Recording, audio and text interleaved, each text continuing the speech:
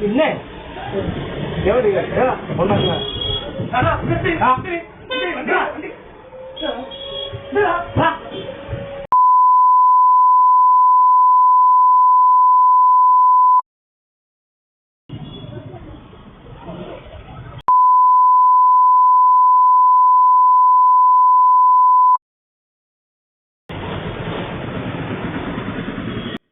സ്വകാര്യ ബസ്സിലെ ജീവനക്കാർ തമ്മിലുണ്ടായ സംഘർഷത്തെ തുടർന്ന് ഡ്രൈവർ കണ്ടക്ടറെ കുത്തിപ്പരിക്കേൽപ്പിച്ചു. തിരുവനന്തപുരം നഗരത്തിൽ സർവീസ് നടത്തുന്ന പ്രൈവറ്റ് ബസ്സിൽ കഴിഞ്ഞ ദിവസമാണ് സംഭവമുണ്ടായത്. മുട്ടത്തറ സ്വദേശി വിനോയിയെ തിരുവനന്തപുരം സ്വദേശിയായ ബാബുരാജാണ് കുത്തിപ്പരിക്കേൽപ്പിച്ചത്. നഗരത്തിലൂടെ സർവീസ് നടത്തുന്ന 2 പ്രൈവറ്റ് ബസ്സിലെ ജീവനക്കാരായ ഇരുവരും തമ്മിൽ നേരത്തെ വാക്കുതർക്കമുണ്ടായിരുന്നു. ഇതാണ് പിന്നീട് ആക്രമണത്തിൽ കലാശിച്ചത്.